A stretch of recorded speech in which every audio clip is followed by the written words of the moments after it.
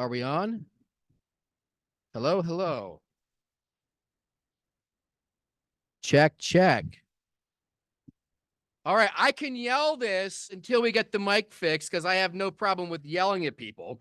Hello, Rotarians and guests, and welcome back to the Rotary Club of York after a nice holiday break. I hope you enjoyed a time of rest and merriment with your friends and family, and perhaps you're as excited about 2024 as I am. And I am your president, Aaron Jacobs. And what better way to start out this year with reciting the four-way test together, Daniel, if you will. Is it the truth? Is it fair to all concerned? Will it build goodwill and better friendships? And will it be beneficial to all concerns? Absolutely. Those are the important 24 words that add up to one thing for us, and that is service above self. But let's get this program rolling today with our opening song, God Bless America, and the Pledge of Allegiance, led by Brittany Reese, followed by the invocation by Steve Feldman, and visitor introductions by our executive director, Lynn Morrison. Brittany. If you all join me, please. God bless America, land that I love. Stand beside her and guide her with the light from above. From the valleys to the prairies to the oceans, wide with God bless America, my home, sweet home. God bless America, my home, sweet home. I pledge allegiance to the flag of the United States of America and to the republic from which it stands, one nation under God, indivisible, with liberty and justice for all.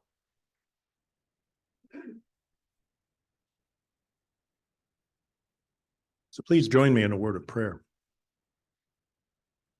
Dear Lord of the universe, the turning of the year is a time of celebration, but you remind us that it rapidly becomes a time of reflection and redetermination.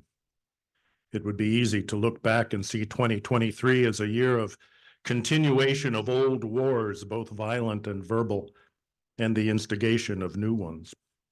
It is equally easy to succumb to fears that 2024 will be more of the same. Help us to remember that we get to choose our focus.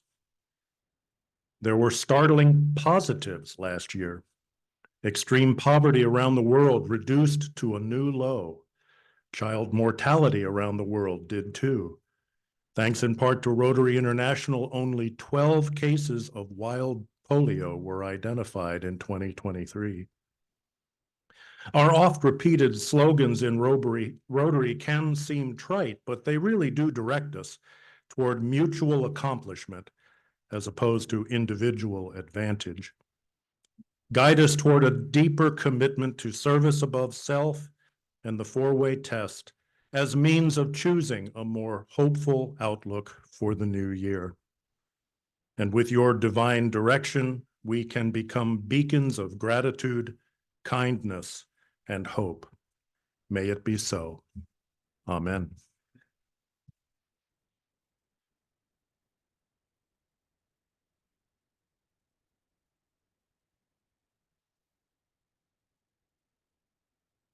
Good afternoon. I have the pleasure of introducing our guests and visitors to today's meeting. When I call your name, please stand at your place and remain standing until President Aaron greets you. First, we have Karen Hansen, a guest of President-elect Courtney Piccolo. Also a guest of Courtney is Nicole Wilt Schaefer and Joanne Wilmore, a guest of Elaine Bonneau.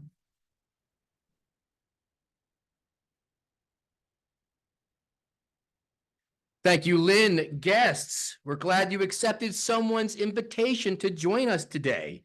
And you'll be glad you came today because you got a great lunch.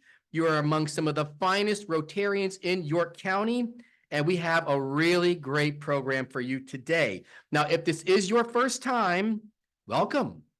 If it's your second time, welcome back, Joanne.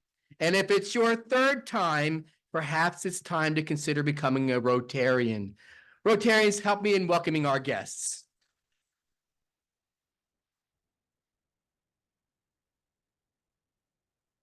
On to announcements. The IDEA committee will meet on January 8th via Zoom. The PPE committee will meet on January 10th at 8 a.m. via Zoom. On to our fundraising initiatives. We continue to accept donations for humanitarian relief due to the conflict in Israel and Gaza to match the $5,000 disaster emergency relief grant approved by our York Rotary Foundation Board. Funds will be donated to the International Committee of the Red Cross and the Jewish Federation of North America. If you wish to contribute to this relief effort, please visit our website and make a donation. Indicate that your donation is for Israel and Palestine in the comments field. And alternatively, you may send a check made payable to the York Rotary Foundation to the office. And we are still accepting donations up till next week on the 15th. On to our next announcement, if you would advance the slide. Last week, I interrupted your holidays with an email asking you to share a list of great programs we have this month for our speakers with your contacts and an invitation of, will you join me? I was very pleased with some of the responses I got back from some of you over the holidays, and it makes me very confident that we can reach our 300 member goal for this year. And I've stated this several times that visiting our club is the first step in becoming a member of our club. That's why this is so crucial. So please invite your friends, invite your clients, invite your coworkers, your neighbors, bring them here. We are the York Rotary Club. We are not meant to be the York Secret Society because we do good things. So please, let's work together to get that 300 member goal by 2024. And with that, I'd like to invite Gina Spangler to the podium to give us an update on the Three Kings event coming up in the next couple weeks. Gina.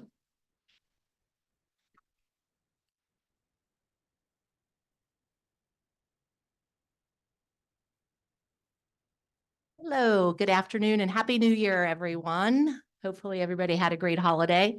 Not too much time to take up for you today, but just to let you know, not a couple weeks, but actually next week, we are going to be needing volunteers to assist us with setup on Friday evening at William Penn High School. We actually have 900 toys that my team at M&T sorted to be ready for the event. So we're super prepared with the toys. We just have to have the people there to help the people that come to the event.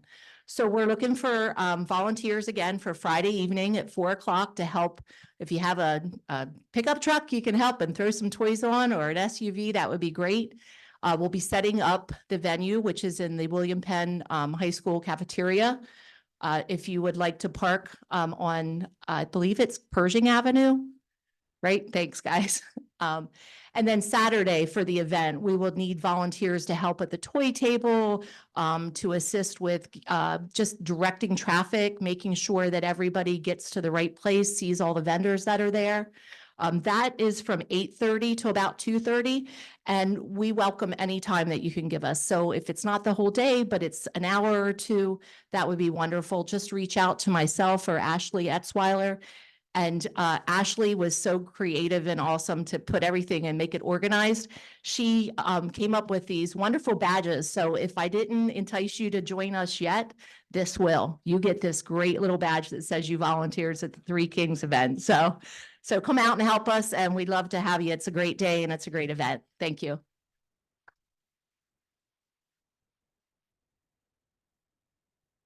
Thank you, Gina. And I would remind the club that we are service above self.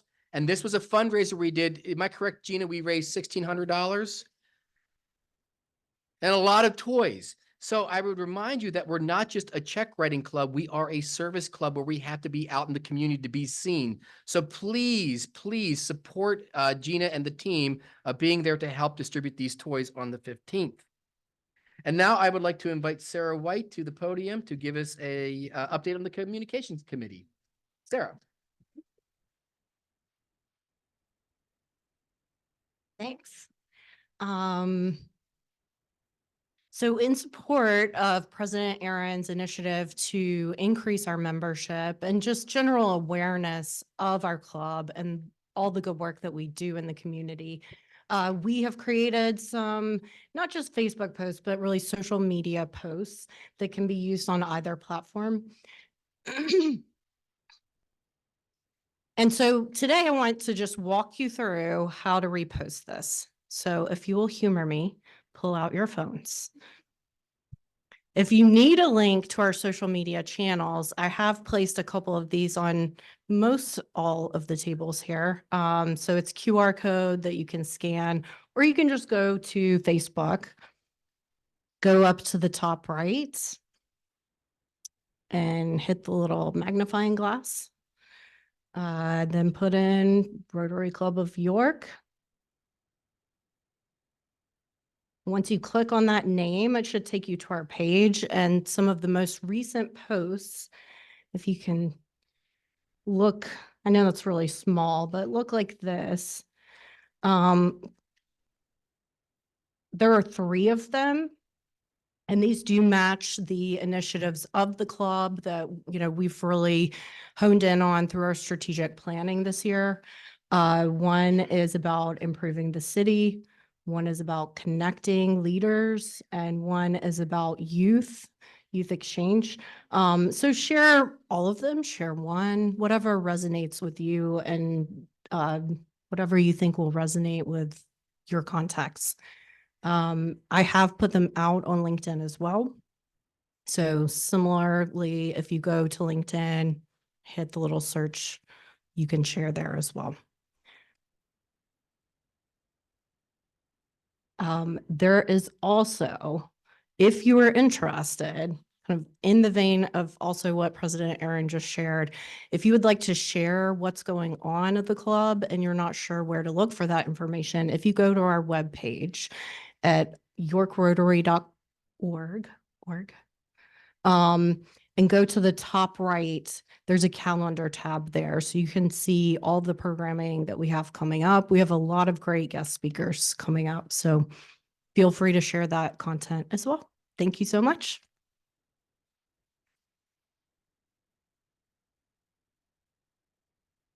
Sarah, thank you for that great initiative.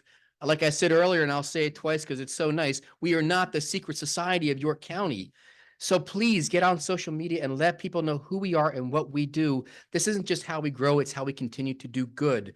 So thank you for those efforts, Sarah. And now I would like to invite Bill Hartman to the podium to do a Paul Harris Fellowship presentation. Bill.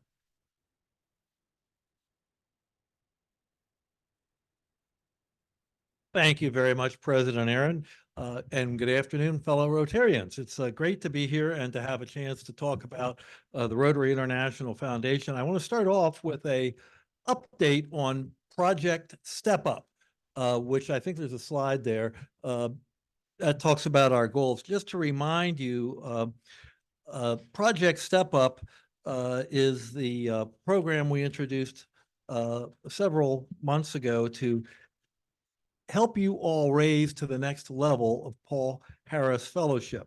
So we will match any gift you make up to $500 with up to 500 points to get you to the next Paul Harris Fellow level. We will also grant 500 points to anyone who commits to joining the Paul Harris Society. So we're off to a great start. Here are our goals, and we are going to blow by those goals so significantly that rather than form new goals, we should see how big a multiple we can exceed these goals by. Let me just give you an example. So far, we have 28 outstanding true Rotarians who have agreed to step up to the next level. And we have 2 outstanding true Rotarians who have agreed to join the Paul Harris Society. So we're going to blow by number 1. We already blew by number 1. We're going to blow by number 2. And I'm confident that we can even blow by number 3. We still have till February 29th So give this some thought. We've told you where you stand and what you need to do to step up to the next level. Also, I want to talk about recognition points. You are aware that I've encouraged you all to use recognition points to bestow Paul Harris fellowships, and I've been really impressed with how well a lot of you have done that. So I've thought about this, and I think it's time for me to give my first Paul Harris fellowship. And what I've decided to do is use my recognition points to honor someone who's very deserving of being honored. The individual I've chosen is a very valuable member of our community, has done a lot to improve our community, and has done a lot to improve our Rotary Club. And she is a member of our Rotary Club. So today I will be using my personal recognition points, giving my first Paul Harris Fellowship to Jane Conover.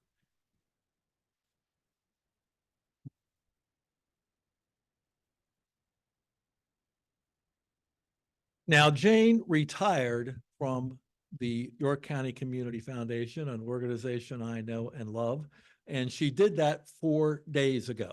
So I'm quite confident that in 4 days, she hasn't figured out retirement yet.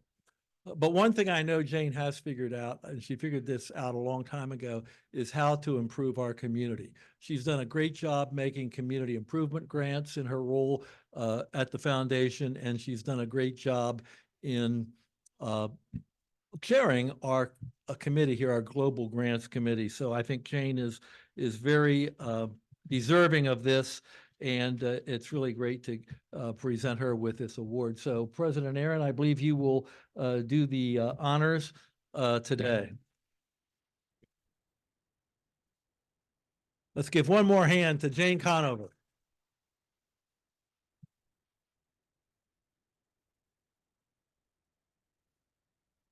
Bill and the club, congratulations on exceeding the goals so early in the year. That doesn't surprise me with a club this great. And Jane, let me say, first time publicly, congratulations on your retirement, as well as your Paul Harris Fellow recognition. And not to mention the fact that it's also heed Bill's call to action to keep going. A goal is a goal. That's great. But that doesn't mean that's what we're capable of doing. We can do so much more. So let's make this our strongest year ever of giving to the Rotary Foundation. Thank you, Bill. And now I'd like to invite past President Josh George to the podium for a new member introduction. Past President Josh.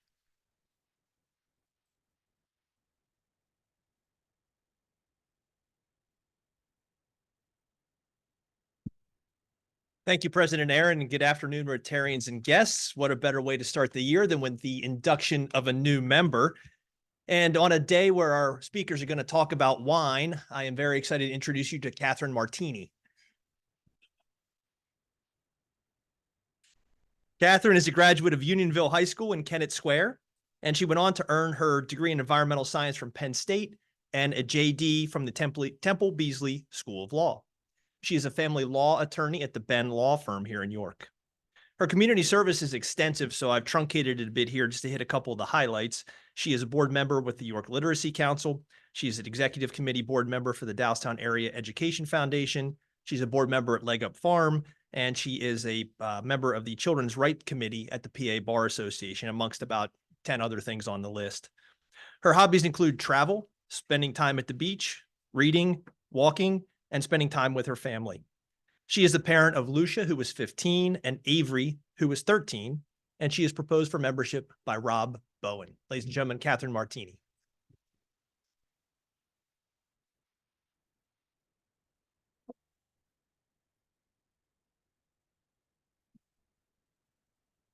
Katie, I want to say how fortunate we are to have you as a member of the Rotary Club of York. And I have a question for you, Katie. Am I correct in saying that your journey with this club started by somebody inviting you to an event or a program? Am I correct?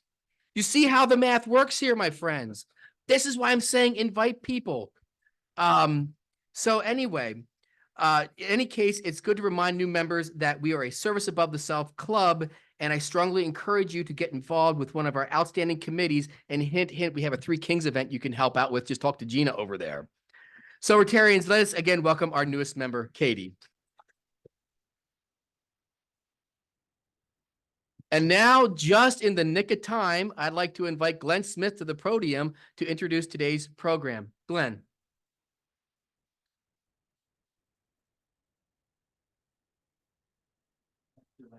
That's right. I know I'm cut off already. All right. First of all, okay, Happy New Year, everybody. All right, that was kind of, well, we'll work on that later. All right, so for President Aaron, we're going to check a few boxes off here, first of all, okay? So today's speaker is going to be, as we know, is going to be talking about wine. We have more alcohol here, guys. Congratulations. Yet another reason to encourage people to join the club. Because what other club are you going to go to where you got samples? Come on, that's the best. Now, the other thing we're going to check the box here is for our social media, okay? Because we want people to know we're doing this. So everybody's going to smile for me here. All right. Here we go. We're going to hold the glass up. Okay, everybody, smile on 3. 1, 2, 3. There we go. Okay, we'll have that posted later today. Okay, look at that. We're checking boxes here, guys.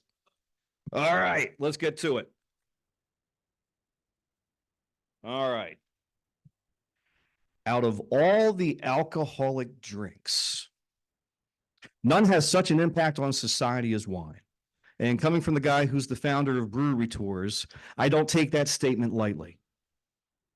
Its earliest known traces, it dates back to 6000 BC, and the trade of it between cultures opened up channels for religious and philosophical ideas all across Europe. After all, its references in the Bible, as we know, are many. In literature, wine often represents happiness and friendship and is a symbol of transformation. In the Near East, wine symbolizes sustenance and life. And as for red wine, its antioxidants provide health benefits such as anti-inflammation and the reduce of stress in the body. I'm happy to introduce today's speaker, Mark Rhodes. He's the winemaker and owner of Mark and Val's Wines, the city's only Black-owned winery who endeavors to bring these benefits and more to our community. Today, Mark will be talking to us a little bit about the challenges of having a winery, as well as being the only Black-owned winery in the city, in the state. Outstanding. And why he decided to do it. What is the story that brought your wine to York? So, ladies and gentlemen, please welcome Mark Rhodes. Mark, cheers.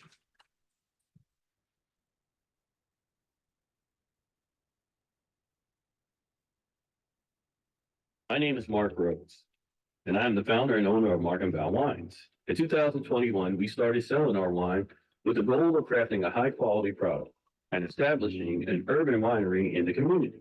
As a Black-owned brand, we wanted to create a winery that just isn't about wine. We wanted to be a cultural hub, celebrating the diversity and uniqueness of our community. The wine that we create is as diverse and unique as the community we sell it to. Our best seller is Diablo Rojo, a semi-dry wine with a slight sweetness. Pinot Grigio, our meticulously crafted white wine, offers a refreshing blend of fruity and floral notes. Hemp, a captivating blend of nature and artistry. And Blood Orange Sangria, an exquisite blend of premium wines with citrusy notes. To reinforce our love for our community, we make it a part of our product by featuring the images of individuals and family members that you may know on our labels. Everything we do empowers our mission to expand the urban wine market and encourage future generations of Black winemakers. We are paving the way for a new wine culture, one that brings wine out of the vineyards and into the urban settings. Stop by and visit us at our tasting room at 1205 East Philadelphia Street. And on Saturdays, visit us at the York Penn Street Market, 380 West Market Street from 10 to 3 for a free sampling. What did you think? Put a lot of work in that thing. I want to make sure.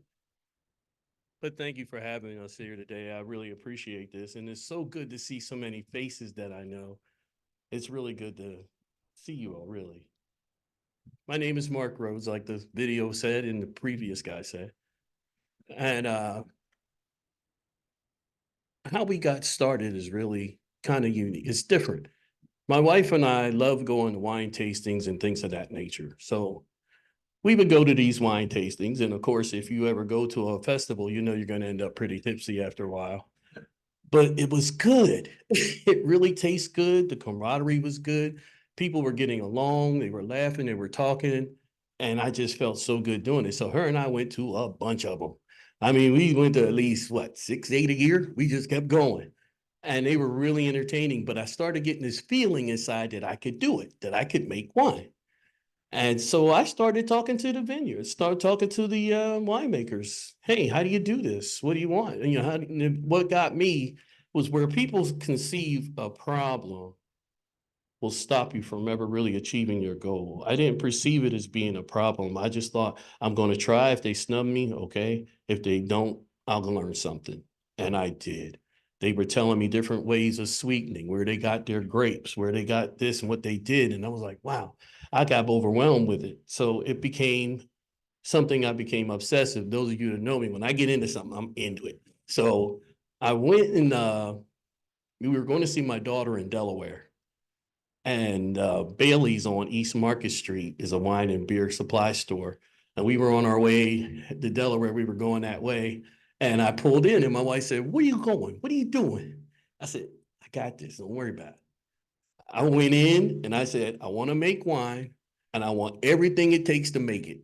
And he said, ooh, okay. Well, you need this. I said, put that in there. Everything he pointed to, I said, yep, get that too. And we loaded up. So I come out to the car and she's looking at me and I'm putting all this stuff in the back seat. And said, what are you doing? I said, I'm going to make wine. She said, really? I said, yeah, I'm going to do it. So we went on our visit, which made it short because I couldn't wait to get back. And that night, I started my wine. And the first batch that we made was Pinot Grigio. And it was really good. So then I got the bug. I said, yeah, let's make another one. So I went back and then just kept doing it. You know, and God bless all my friends because they were all our guinea pigs. You know, I would make them taste stuff. And if it didn't taste good, I go, yeah. And I kept notes on the boxes. Didn't like this one, didn't do this. But I kept it going. I just got involved with it. Now, my community involvement, I'm involved in a lot of things out in our Human Relations Commission, the Coalition Against Racism, and different things of that nature. And I was working full time at Harley Davidson, which I retired from. After 33 years, I'm out of there. But we did our turn. So then when I had more time, well, that was time for more wine. So I just made more wine. So before I knew it, I got a complaint from the head of the house who said, I can't get to the washing machine. I can't, you got to get rid of this wine. I said, I didn't even really realize we were making that much. But then when you make a bucket of wine, that's about 25 to 30 bottles of wine. That's 2 and 2.5 cases every time you make a bucket of wine.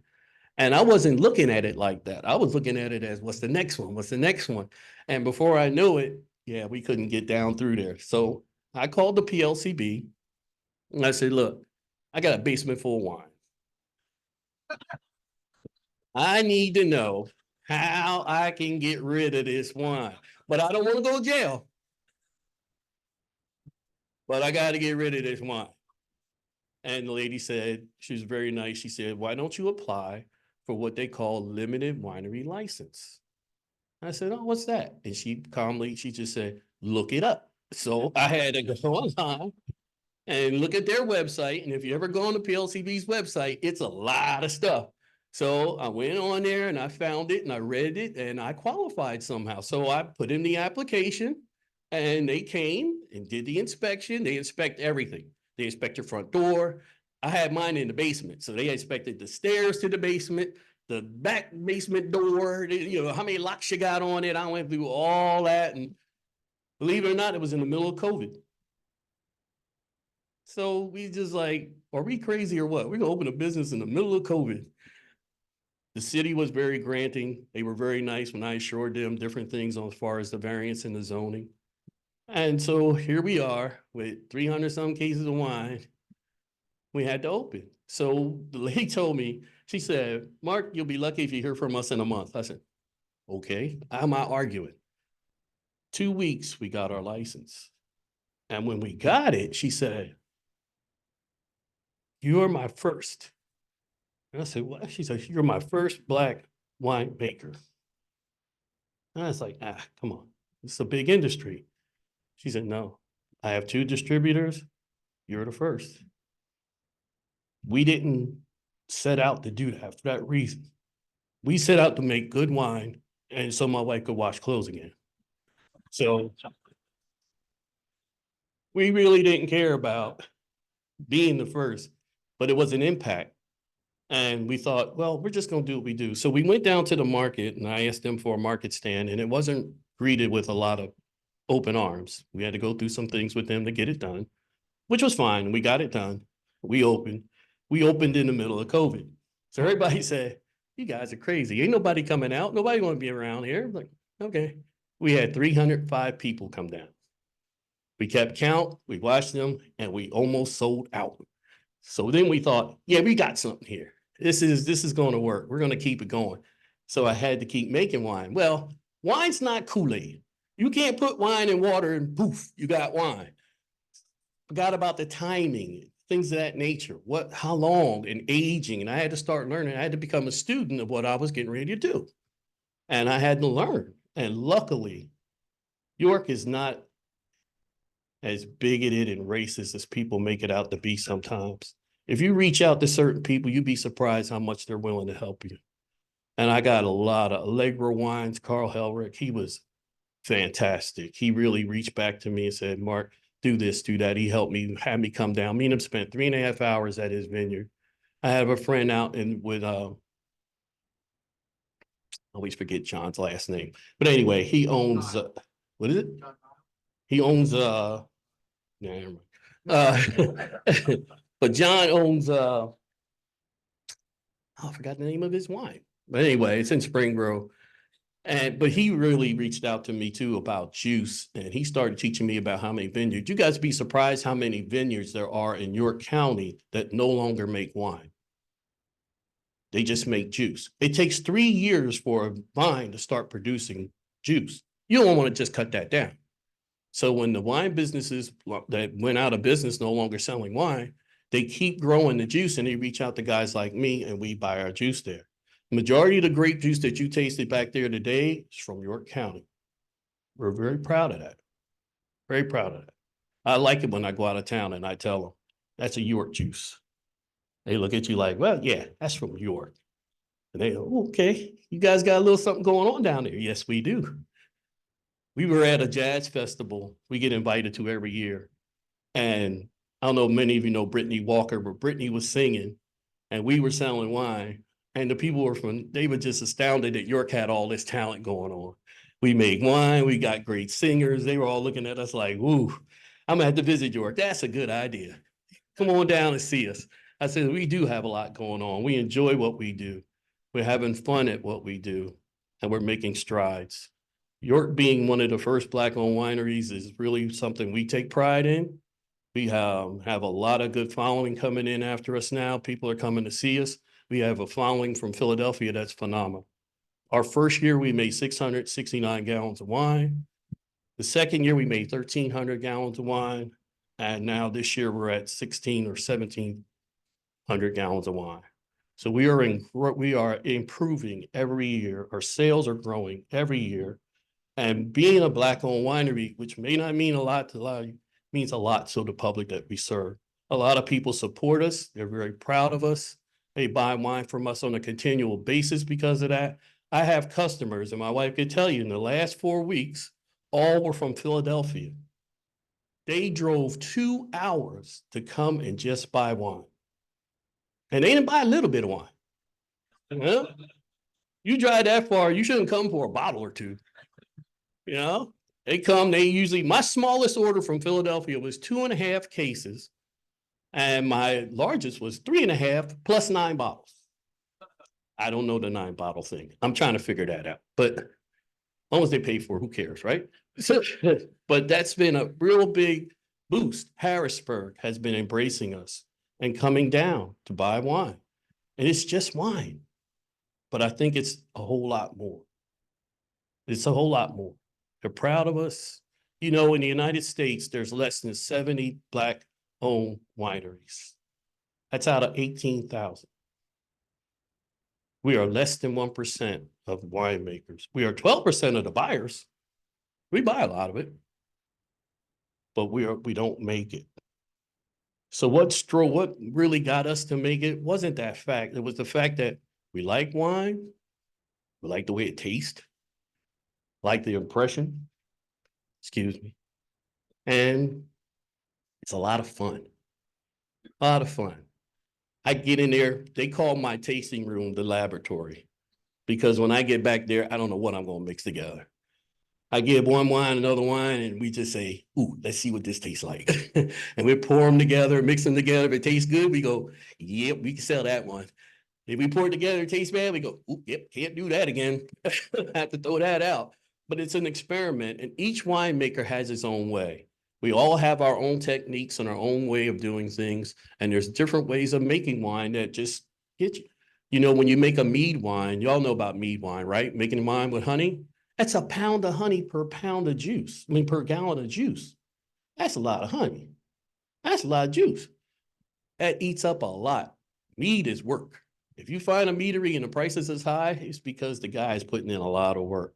We took the easy way. We just ferment, put the yeast in, ferment, make it good. But we do a lot of work after that. We are triple filters. We filter every one of our wines 3 times. We make sure everything is clean. We use a lot of antibacterial. We do a lot of work because we want to have a good product. I don't want people buying my product just because I'm Black. I want them buying it because it tastes good. That's our goal. We want it to taste good. As far as the pictures on the labels, and I see a lot of my friends in here whose pictures have been on my labels and probably be on them again. You know, that's how I get. But we honor the women in our community. Our women in our community are outstanding people. They achieve a lot, and a lot of it goes under the radar. No one knows about it. No one sees them, or they don't really care, but we do. So every time you look at our bottles of wine, you'll find art and you'll find people in our community, women in our community. And it's always women, because I don't want to look at no ugly men. All right. Guys ask me, how come you have no guys on there? Because I don't want to look at you. I'm going to look at a bottle. I want to at least be pretty. I want to be, you know, aesthetically pleased. I don't want to look and say, man, he need a shave or his hair ain't cut. And we're going to continue that practice, really. That's something that we're allowed to do, and we're going to continue to do that. We're reaching out each year, getting more and more family and friends and community members on our bottles. And that's something we're going to do. So thank you for your time. Come visit us at our tasting room. Have a glass. Are there any questions?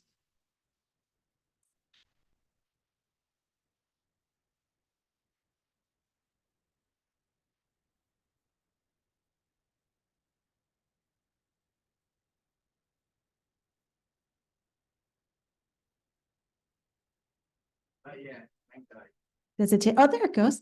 Thank you so much for being here, Mark. And I was honored to be on your wine as one of the faces. It's such a wonderful practice. Though I have to share with you, a friend from out of town bought one of my bottles, and their son asked if I was missing. That's why I was on your wine. I always tell people that's where to put my face if I go missing. And my friends will find me that way. That's right. But my question for you is, so what's your big goal for 2024? Is there a varietal you're really looking to try or a new technique? Yeah, we're looking at distribution for 24. We're trying to increase the volumes. We're starting to get that part down. Like I said, wine's not Kool-Aid. It takes a while to make. So to get that to the point where we're having a turnover where we're bottling this week. And then getting that done and automating is part of 24. We definitely have to automate. I have a 4-bottler right now that does, it takes us 7 minutes to do 2 cases. That sounds fast. That's nothing compared. I have a friend who has a machine that does a bottle every 7 seconds. So we want to automate. We have to automate. We have to get our systems up and running a little better. And then after that, distribution is definitely key, because right now we can't supply the demand. So we're working on it. But our business is self-funded. We have no loans on our business. We have everything we've done turnover, we make our money, turn it over again, get more equipment, things that we need. There's a lot of things to wine, bottles, closures, you're always fooling with that. Which one do you want? How do you make it? Suppliers? I had bottles already shipped in from Texas. So it's always hard to get that good price where you can, make a good profit. It's not easy, but it's work, and that's part of the work, right? That's what we do. But thank you for being on our bottle, though, by the way.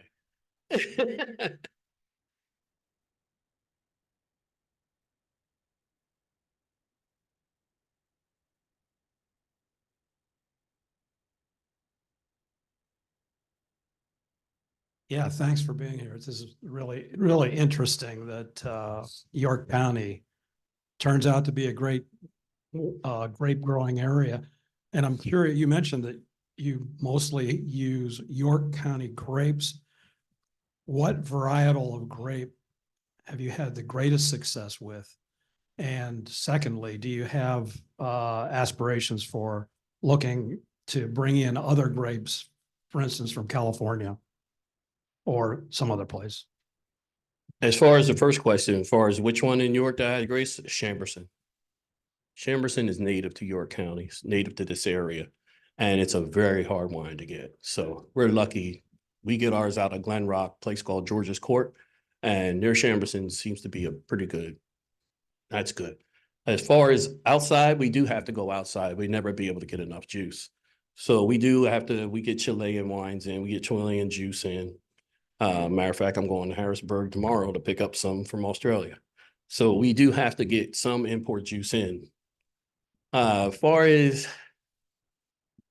all the varietals that we get in York, we get Cab Franc, Sauvignon Blanc, Cabernet Sauvignon. I like those names. Ain't they cool? Cabernet Sauvignon. It sounds important. But Pinot Noir, York is really rich in a lot of grapes people don't know about. Saval, I'm bottling Saval this week. Vidal is good too. That's a really good wine. Treminette, my wife's favorite. She loves Treminette wine. Our Chardonnay and Chardonnay, they all come from York County. So we get quite a bit of wine here in this county. You don't have to go too far. And meeting the other winemakers was trigger for me because they would introduce me to the other guys. I was shocked to find out how many were no longer. I will never source from California because California owns 70% of the market, and screw them.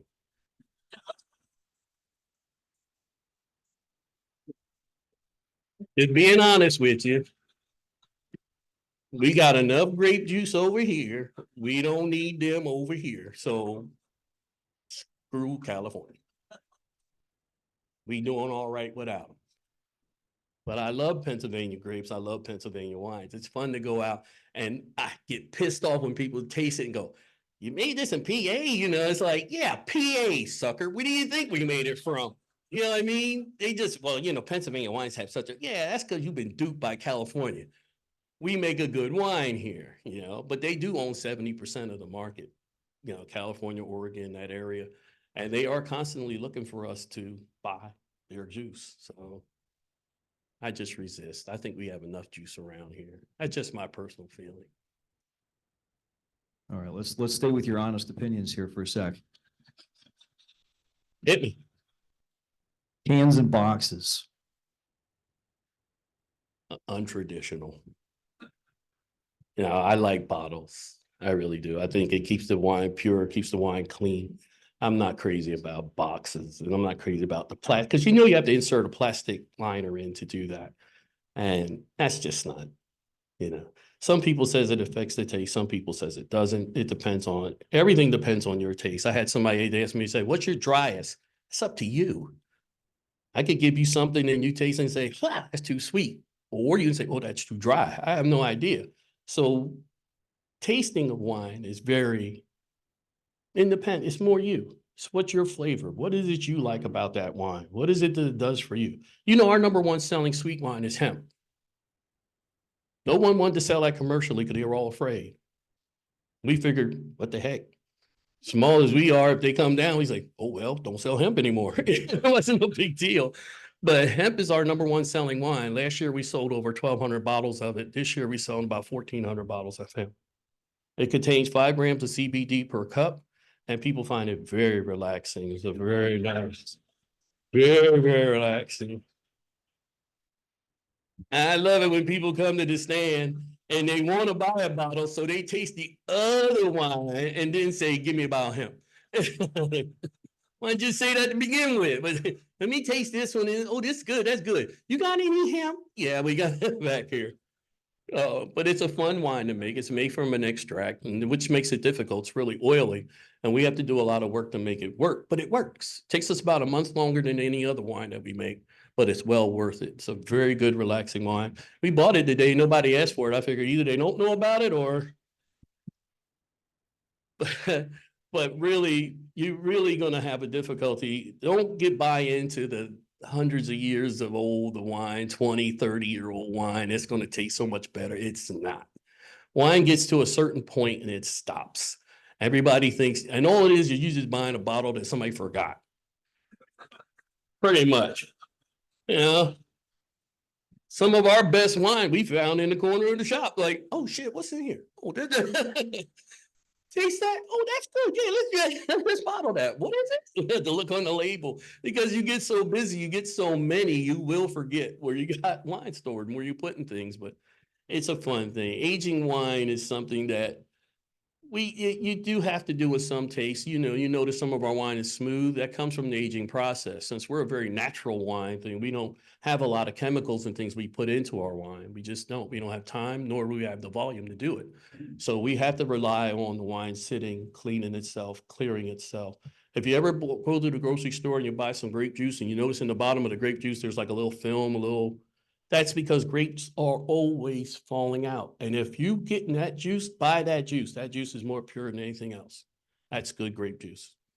So that's what we're going to have that. We can filter to death, put it in the bottles. It looks really good. 3 months later, we got a little bit. It's like, where'd that come from? It happens. It just happens. Hi, Jeannie. Hi, friend. How are you? So we've had this conversation, and I think it would be interesting for your viewpoint because I'm a banker, you're a business owner, and we've talked about things that new business owners should get to know that they don't know. So what was the biggest challenge or learning opportunity in this process for you from going from a 30-year employee at one of the biggest companies in the country, right, to being your own sort of operation? I tell you, the biggest thing I find that small businesses run into, is knowing the rules and regulations, knowing the laws. What is it you can and can't do? What happens to a lot of small business guys is we find that out when you do it. Then they come along and say, you can't do that. And you say, why can't I do that? Well, because this law, ordinance number, and you go, how am I supposed to know all that? Because it isn't something that's really well told. So I always tell small business people when they're getting started, find out where you can and can't do it. I was lucky. There's no real rules or laws around the urban winery. I loved it. I went in and I said, I'm going to do a winery. And they looked at me like, where? And I said, in the city. They were like, oh, wait a minute. We don't got nothing about that. Sorry. You start creating an awareness. So I know in the coming future, there'll probably be something on the books because, but right now there was nothing on the books. So, but my diligence and keep looking for that, finding what it is, because I'm the type of person, I don't want you to tell me no. And if I come in, I'm going to be ready. So I'm going to do my homework. I'm going to be armed and ready to go. So when I walk in there, I know what laws say what I can and cannot do. A lot of small entrepreneurs don't do that. They take their chances, open up, and then they get shut down to find out that they can't. And it's sad. It really is, because a lot of them have great potential, great business ideas and things of that nature. But they stop at what I can and cannot do. So I'm hoping in the future that I don't mind being a conduit. I get a lot of calls. People come to me a lot of times and I talk to them. Only thing I won't do your job for you. I can help you, guide you, show you, but you're going to do it on your own. And that tends to stop a lot of them. They feel there's been a psychological block over the years that what somebody doesn't want you to do as opposed to what they want you to do. And you have to get over that block. You have to just get over that, say, I'm doing it anyway, and you're gonna help me get this law done. And believe it or not, in your county, helps out here. Somebody will help you. You just gotta be willing to go out and say, I need help. How do I do this? I needed juice. I put out the word, I need juice. I can't make wine without it. I got a call from a place, and Glen Rock said, we got juice. You're my new friend. They invited me and my wife down, right? We went down there, they gave us dinner. We like, ooh, it's really gonna be nice. So wine people feed you. This is all right. So went down there, we had dinner. They took us through their little vineyard and showed us all the stuff. And we've been doing business with them ever since. It's been great, really great relationship. And they used to be a winery. They used to be Logan's View. Yeah, and they're no longer Logan's View, but they still had the vineyard. So we all buy juice from them. A lot of my white juices come from them. So be surprised. Mark, thanks for being here today. It's Oh, great to see how you. you doing? Yeah, good to see you. So you shared about being Pennsylvania's only Black-owned winery and about the small percentage of Black-owned wineries in the country. Do you find that there are Black-owned suppliers for the things that you need to bottle your wine? And is that an important value for you to support those businesses too? There are none, because they're strapped tight too. There are none. We look for that in every aspect. We try to help in the minority business community as far as our printing, things of that nature. Anybody we could do of color that could help our business grow and be a supplier for us. But in the wine area, it's just not happening. Reached out to a lot. The closest is in Ohio. The other lady that I did talk to, matter of fact, there's two now. Her name is Serenity Sips, Shakina. I forget Shakina's last name, but she's been about 6 months now. She's in Hatboro. She's run into a lot of the same things we all run into, supply, where you get it, where you get your juice, and all the other things that go along with it, bottles, closures, who you dealing with. It's not easy. You go, and if you ever go to the Eastern Winery Convention, this year it's in Syracuse. Next year it'll be in, it's downtown Lancaster, Marriott. Oh, you gotta go. You'll be drunk before you get around the corner. I've never seen more samples of wine for places that aren't even selling wine. The tractor trailer guy, he got 8, 9 bottles of wine. You go around him, you get to the next little stand, refrigeration guy. Hey, here, you're just drinking the whole way, and there's 4,000 people there.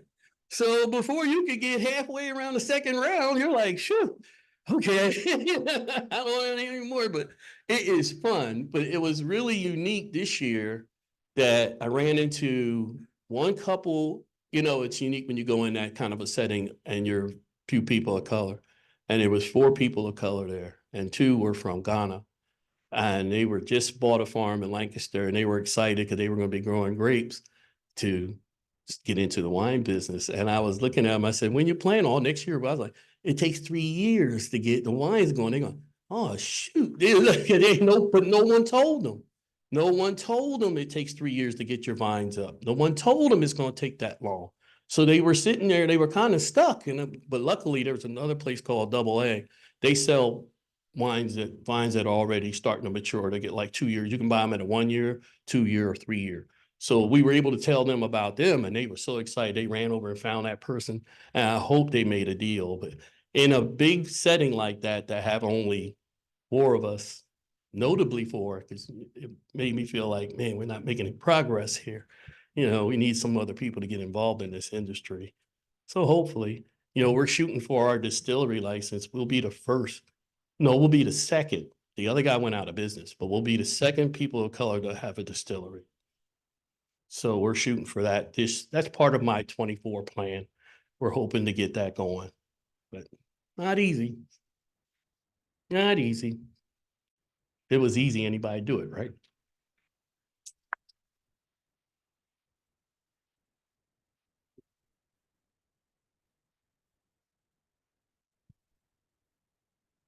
Right, Mark, I have an idea. Just hear me out on this.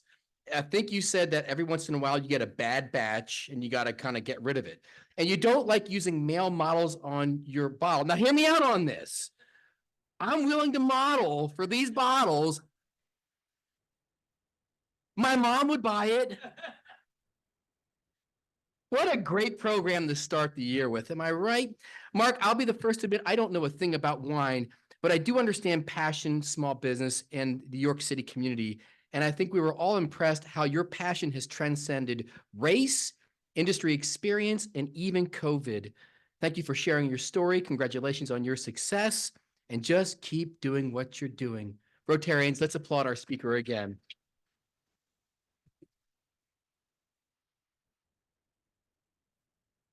In honor of today's program, we are donating the book May Among the Stars by Rhoda Ahmed. It'll be donated to the Davis Elementary School in the city of York, along with the bookmark, You, by the students at Creative York.